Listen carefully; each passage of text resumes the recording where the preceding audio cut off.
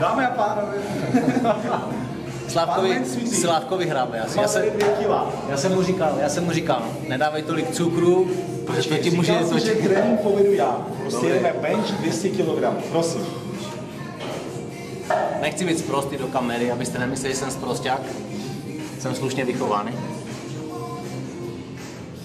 Já jsem si právě říkal, že bych mu dal jenom cukry, jenom rýži, bez té brambory. To jsem přehnal, teď mu z toho přeskočilo Slavkovi. Tak jdeme. Takže co s usměvem pípám? Myslím si, to je jenom 200 kg. Já se usmívám, dívej. Teď si jen kolik musí dát kulturisti.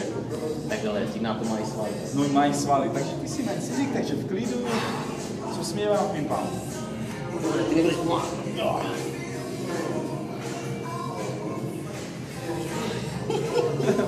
Ještě si to děláme pro radost, že?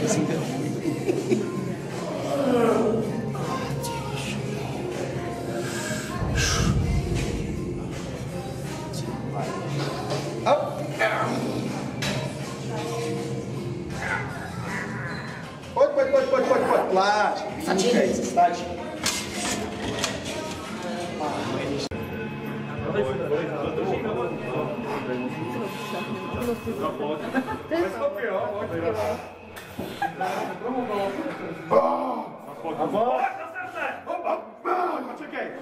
Tak?